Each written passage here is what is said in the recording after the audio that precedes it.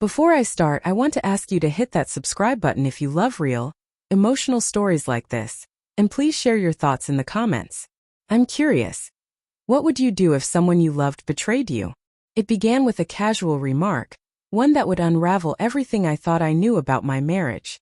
She said it almost as if it were a game. "You'll go a month without me." My wife Emily looked at me with that calm, teasing smile she often wore, the one that used to melt my heart. I laughed at first, assuming she meant she was going on a business trip or a girls' weekend, but something in the way she said it made my chest tighten. That night I lay awake replaying her words. "Without me." The phrasing stuck in my mind like a splinter. I told myself I was being paranoid, that I'd overthink things as usual. But over the next few days, tiny inconsistencies started to gnaw at me. Missed calls she promised she'd take, texts that vanished from the screen, a sudden defensiveness when I asked simple questions about her day. One evening I noticed her phone buzzing on the counter while she was in the shower. A name flashed, one I hadn't heard before. Lucas. My stomach sank. When I asked, she smiled quickly, brushing it off. "Oh, that's just a coworker. Don't worry about it." But the ease felt rehearsed, and her gaze flickered away too quickly. I felt a knot tighten in my chest. Over the next week the signs piled up. Laundry hidden in strange places, the faint scent of a perfume I didn't recognize, laughter late at night when I was pretending to sleep. I started questioning myself first. Was I imagining this? Was I being controlling? But deep down I couldn't ignore the truth my gut whispered. Something was off. Something was happening, and it wasn't me. The breaking point came one night when Emily left her laptop open. A single message on the screen stopped me cold. "Can't wait to see you tonight. It's our little secret." My hand shook as I read it, disbelief mixing with a surge of anger and heartbreak. This wasn't casual, it was deliberate. The woman I had trusted, the person I had built a life with, was living a secret life behind my back. I confronted her gently at first. "Emily, I saw the messages. What's going on?" She looked at me, her eyes wide but not remorseful. "It's not what you think," she said, voice trembling slightly. But the messages were there, undeniable. My heart pounded as I tried to process what she was saying. For days I drifted in a haze of emotions. I remembered the vacations we took, the nights we stayed up talking about our future, the morning she whispered she loved me before rushing off to work. Every memory suddenly felt tainted, every laugh a lie. I wanted to hate her, yet a part of me clung to the love I still felt. I wanted answers, but more than that, I wanted the Emily I knew back. Then a thought struck me. If she believed she could disappear for a month and I'd sit silently, maybe it was time to take control of my own life.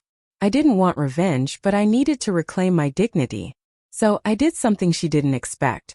I didn't beg, I didn't cry. I chose to step back, to stop waiting for her apologies and explanations. I focused on myself. I went out with friends, took up old hobbies, and rebuilt routines that no longer included her deception. A week later she tried to reach me. I didn't answer immediately.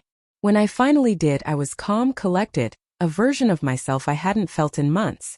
"Emily," I said, voice steady, "I know everything. I can't ignore it. But I'm done waiting for someone who doesn't want to be found." Her face fell. I saw guilt, fear, maybe even regret, but there was no plea strong enough to pull me back. We had a final conversation that night. She cried, I didn't. Not because I didn't feel pain, but because I had stopped letting her control it. I listened as she tried to explain, as she tried to justify the betrayal. There were excuses, pressures at work, a connection she claimed she couldn't resist, but none of it erased the months of lies, the stolen moments, the trust shattered. When it was over, I watched her leave our apartment one last time. She turned, as if expecting me to run after her, to beg, to fight. But I didn't. I let her go, feeling an unexpected relief mingled with heartbreak. It was quiet, but in that silence, I felt something I hadn't in months, strength. In the days and weeks after, I reflected on what had happened. I realized that love without trust is fragile, and betrayal can teach you lessons you never wanted to learn. I rebuilt my routines, my friendships, my sense of self. I allowed myself to grieve, to remember the good without letting it trap me in the pain. And slowly I started to feel whole again. I don't know if Emily ever fully understood the depth of the damage she caused. Maybe she did, maybe she didn't. What mattered was that I had reclaimed my life. I had chosen my dignity over lingering love, my self-respect over illusions of reconciliation. So if you're listening and struggling with betrayal, know this: heartbreak is devastating, but it can also awaken resilience you didn't know you had. You can choose your own path, your own healing, and your own peace, even when someone you trusted tries to take it away. Before I go, remember to subscribe if you want more real stories about love, betrayal, and heartbreak. And share your thoughts in the comments. How would you handle someone telling you, "You'll go a month without me"?